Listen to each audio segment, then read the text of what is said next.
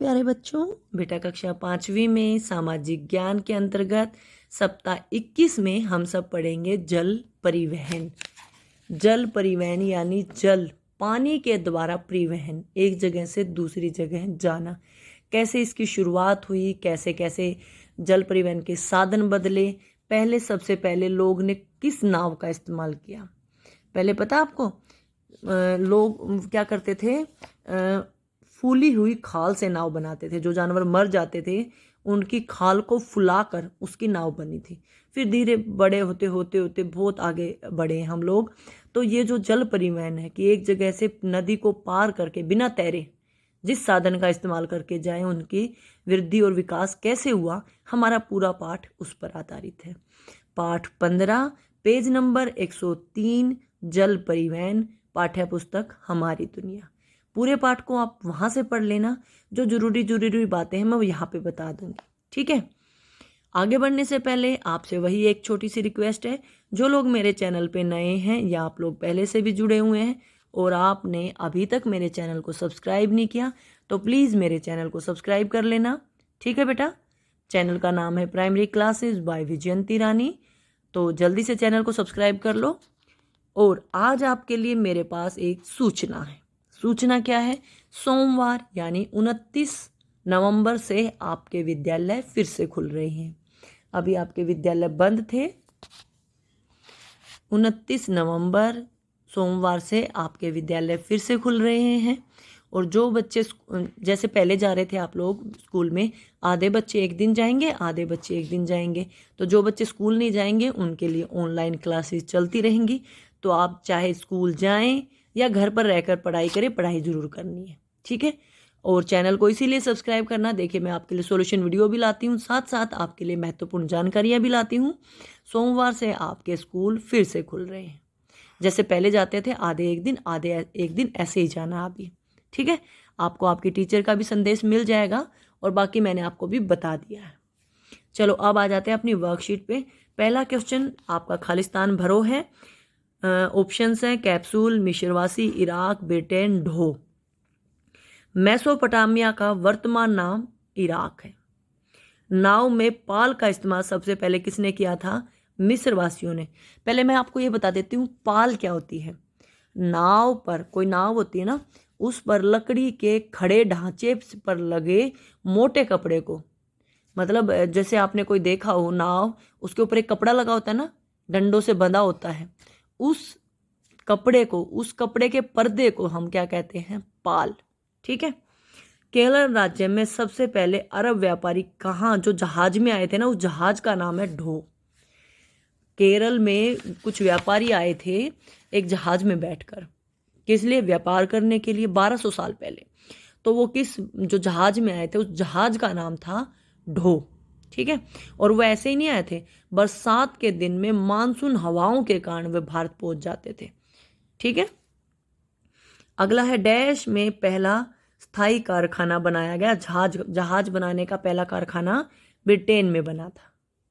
पनडुब्बी किस आकार की होती है? एक बड़े कैप्सूल, दवाई लेते हो ना आप, कैप्सूल देखा आपने?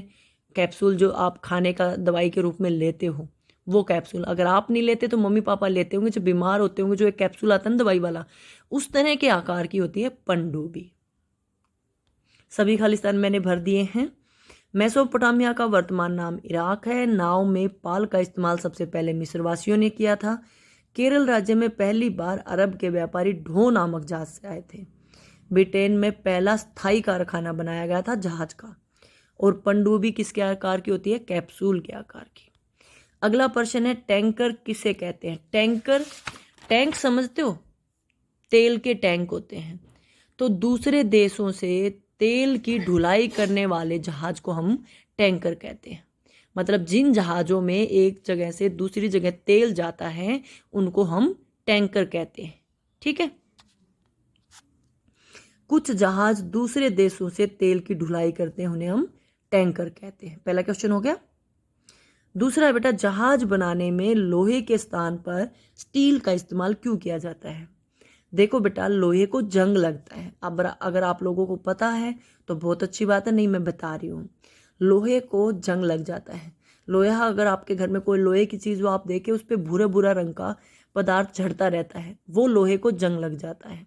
तो लोहे को जंग लगने के बाद धीरे धीरे वो एक तरह से खराब हो जाता है और स्टील को जंग नहीं लगता। तो लोहे के जहाज पहले वो जो जहाज हैं पहले लोहे के बनते थे, लेकिन उनमें जंग लगने के कारण वो जल्दी खराब हो जाते थे। तो इसीलिए अब जो जहाज है वो स्टील के बनने लगे, क्योंकि स्टील में जंग नहीं लगता। और जंग किसके कारण लगता है? नमी के कारण। और नमी कहाँ होती है? पानी में तो नमी ही होती है ना। यही मैंने लिखा है, जहाज बनाने में लोहे के स्थान पर स्टील का प्रयोग किया जाता है, क्योंकि लोहे में जंग लगने से जहाज जल्दी खराब हो जाते थे और स्टील में जंग नहीं लगती। दुनिया की सबसे पहली पनडुब्बी किस देश ने बनाई थी? संयुक्त राज्य अमेरिका ने। पहले तो ये बता देती हूँ, एक तो हमने आप ये जान लिया कि पनडुब्बी कैप्सूल के आकार की होती है और ये समुद्र में गहराई तक जाती है, उसे पनडुब्बी कहते हैं। अच्छा, एक बात, पनडुब्बी किस लिए होती है? जो दुश्मन होते हैं ना वो पानी के अंदर से वार करते हैं, डाकू लुटेरे पानी के अंदर रहते हैं, तो उनका पता लगाने के लिए पनडुब्बियों का इस्तेमाल किया जाता है। और सबसे पहली पनडुब्बी संयुक्त राज्य अमेरिका में बनी थी। अगली पेज पे लिखेंगे इसका आंसर। संयुक्त राज्य अमेरिका ने पहली पनडुब्बी बनाई। पनडुब्बियों का मुख्यतः क्या प्रयोग है? अभी मैं आपको जैसे बता रही थी, मुख्यतः समुद्र के अंदर शत्रु के जहाज़ों को नष्ट करने के लिए, मतलब जो दुश्मन पानी के अंदर रहते हैं ना, समुद्र के अंदर रहते हैं, या समुद्र के अंदर जो लुटेरे होते हैं, उनके जहाज़ों को नष्ट करने के लिए पनडुब्बियों का इस्तेमाल किया जाता है। पनडुब्बी पानी के नीचे नीचे चलती है बेटा, जहाज पानी के ऊपर चलता है, लेकिन पानी के अंदर से क्या चलती है? पनडुब्बी। ठीक है।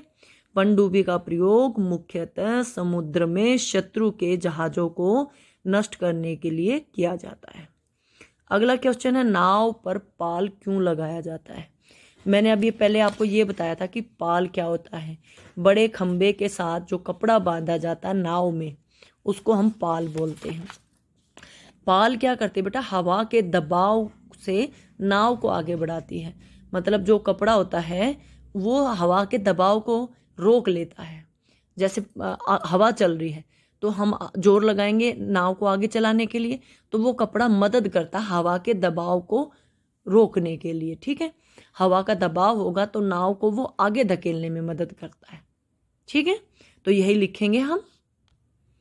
पाल नाव को हवा के दबाव से आगे बढ़ाती है, इसीलिए नाव में पाल लगाई जाती है। अगला क्वेश्चन आपका मिलान करो है। नाव में पाल का सबसे पहला प्रयोग किसने किया था? मिस्रवासियों ने। पहले युद्धपोत में लगी नोक, जो युद्धपोत होते हैं, लड़ाई के लिए जो जहाज होते हैं, उनके आगे एक नोक लगी होती है। नोक यानी जैसे पैनी धार सी होती है दुश्मन को मारने के लिए, उसको बोलते हैं रैम। ये लिखा हुआ है रैम। भारत में पहली बार अरब व्यापारी ढो नामक जहाज से आए थे, खालिस्तान में किया था अभी हमने। पानी की गहराई में गोता लगाकर चलने वाले जहाज पोपलर को हम क्या कहते हैं? पनडुब्बी। पानी के अंदर जो चलती है। ठीक है, जहाज को चलाने के लिए चप्पू की जगह स्टील का पंखा, उसको बोलते हैं गोदक। मतलब जैसे अब पानी में पीछे धके, जहाज को चलाने वाले चप्पू की जगह स्टील का पंखा, उसको बोलते हैं बेटा गोदक। ठीक है, जैसे आप जहाँ कोई भी नाव हो, जहाज हो, उसको पीछे धकेलने के लिए जो हम एक चप्पू होता है जो पीछे पानी को धकेलता रहता है, जो स्टील का होता है, वो जो चप्पू अब इस्तेमाल होने लगा स्टील का, उसको गोदक बोलते हैं। ठीक है, जीवन कौशल में बात करेंगे, तकनीक के बिना जीवन। प्यारे बच्चों, आज मानव ने विभिन्न तकनीकियों से अपने सुख सुविधाओं के लिए विभिन्न वस्तुओं का आविष्कार कर लिया है। इन आविष्कारों से समय और धन की बचत होती है। प्राचीन काल में लोग तकनीकी सुविधाओं के बिना अपना जीवन कैसे जीते थे? सोचिए और लिखिए। देखो बेटा, पहले तो मैं आपको ये समझा दूं तकनीक क्या होती है। पहले के समय में सुख सुविधाएं नहीं थे, लोगों को एक जगह दूसरी जगह जाना होता था, पैदल जाते थे। बिजली नहीं थी, लोग क्या करते थे? दिया जलाते थे, मोमबत्ती जलाते थे। मोमबत्ती थोड़ा पहले आ गई थी। ठीक है, लालटेन जलाते थे मिट्टी के तेल डालकर। ठीक है, तो और अपना सारा काम सूरज छिपने से पहले कर देते थे क्योंकि अंधेरे में काम ना करना पड़े। पंखे नहीं थे क्योंकि बिजली नहीं थी, फ्रिज नहीं थे, वॉशिंग मशीन नहीं थी कपड़े धोने के लिए, गैस नहीं थी खाना बनाने के लिए, रोटी बनाने के लिए चूल्हे का इस्तेमाल करते थे, लकड़ियाँ चुनते थे, उपले बनाते थे। और ये जो सारा काम था ये लोग खुशी खुशी करते थे, सारा दिन उनका समय व्यतीत हो जाता था और उनका शरीर भी स्वस्थ रहता था। लेकिन आज के समय में सुविधाएं आ गई और सुविधाओं ने मनुष्य को आलसी बना दिया। आलसी कैसे बना दिया? अब लोग काम के भरोसे रहते हैं कि ये काम, अब रोटी बनाने की भी मशीन आ गई, आप सीधा आटा डालो, पानी डालो, रोटी बन के बाहर निकलेगी, चाहे वो कच्ची है चाहे पक्की है। गैस आ गई, आग जलानी ना, अपना एक माचिस की तीली लगाते थे पहले, वो भी बंद होगी, लाइटर का भी इस्तेमाल नहीं करो, बटन दबाया गैस ऑन हो जाएगी कुछ भी बनाने के लिए। माइक्रोवेव ओवन आ गया खाना गर्म करने के लिए। फ्रिज आ गया, चीज़ें खराब ना हो, आज खाना बना के रख दिया, 1 हफ्ते तक खाते रहो। इन्होंने मनुष्य को आलसी बनाया। जब पहले ये चीज़ें नहीं थी, इंसान उतना ही काम करता था। आटा पीसने की मशीन होती थी, हाथ से चलाने वाली चक्की। अब मशीन आ गई है तो हम 1 महीने का आटा एक बार पिसवा लेते हैं। पहले क्या करते थे, रोज़ थोड़ा थोड़ा ताजी ताजी खाना खाते रहते थे, दूध लस्सी होती थी। अब क्या, उसको स्टोर करके रखते रहते हैं।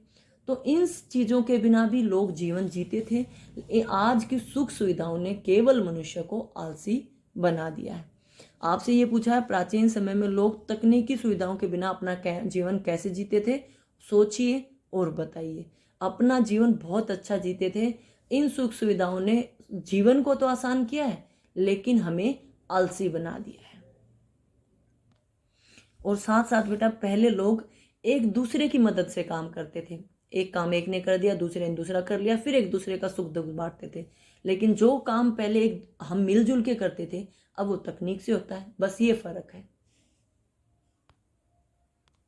ठीक है, पुराने समय में लोग एक दूसरे की मदद से काम करते थे, अब वह काम तकनीक से होने लगा है। ठीक है, अपना जीवन पहले भी ऐसे ही जीते थे, अब भी ऐसे ही जीते हैं, अब बल्कि आलसी होकर अपना जीवन जी रहे हैं। यहाँ पे आपकी वर्कशीट का काम कंप्लीट हो गया है, जीवन कौशल की भी बात हो गई है। आगे बात करेंगे संस्कारशाला की छोटी छोटी मगर बड़ी बातें।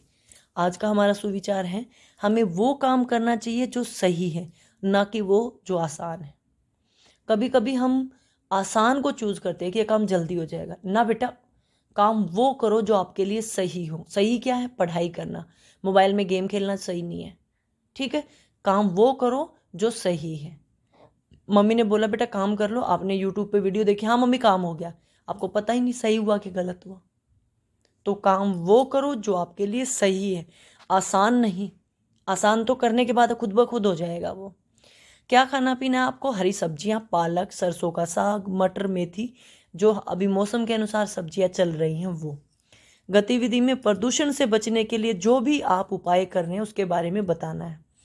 जल प्रदूषण, वायु प्रदूषण, जो भी प्रदूषण है उससे बचने के लिए, ध्वनि प्रदूषण से बचने के लिए आपको बार बार सिखाया गया जो उपाय हैं, उनमें से अगर आप कोई उपाय कर रहे हैं तो वो बताना है।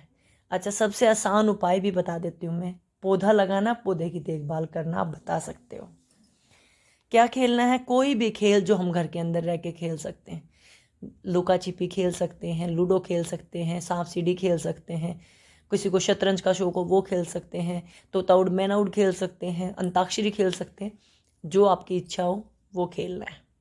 आपकी दैनिक दिनचर्या वही है, माता पिता का अभिवादन करके दिन की शुरुआत करें, दांतों को दिन में 2 बार ब्रश करें, प्रतिदिन स्नान करें, खूब पानी पिएं, संतुलित आहार लें, अपने चेहरे को छूने से बचें, हाथों को बार बार धोएं, अपना गृह कार्य समय पे पूरा करो। कितनी आसान आज की सामाजिक की वर्कशीट आई है। और उसके बाद जीवन कौशल में भी आज मुझे बहुत अच्छा लगा कि ये विषय चुना गया है। ठीक है, तो इन सारी चर्चा के बाद आप खुद बैठ के सोचना भी। ठीक है, पहले काम पूरा करो, फिर सोचो समझो। ठीक है, और काम को पूरा करके जल्दी से अपनी टीचर को भेज दो। कुछ ना समझ में आया हो तो कमेंट करके पूछ लेना। वीडियो अच्छी लगी तो अंगूठे वाला बटन दबा देना, चैनल को सब्सक्राइब कर लेना, वीडियो को अपने दोस्तों को भी शेयर कर देना जो मुझसे नहीं जुड़े हुए हैं। ठीक है, और सोमवार से स्कूल जाने की तैयारी कर लेना। कल आपका ड्राइंग का काम आएगा। मैं ड्राइंग की वीडियोज़ नहीं बनाती हूँ तो क्योंकि बेटा वो तो ड्राइंग करनी है, ड्राइंग की वर्कशीट मिलती है, सीधा कलर करना उसमें, ठीक है। मैं सामाजिक हिंदी से लेकर सामाजिक तक जो वीडियो वर्कशीट आती है वो वीडियो बनाती हूँ। तो अब हम सीधा सोमवार को मिलेंगे, जो बच्चे स्कूल आएंगे स्कूल में मिल लेंगे, जो घर पे हैं उनके लिए ऑनलाइन वीडियो फिर से बनेंगी, ठीक है। तो चैनल को सब्सक्राइब जरूर कर लेना। वीडियो देखने के लिए आपका बहुत बहुत धन्यवाद।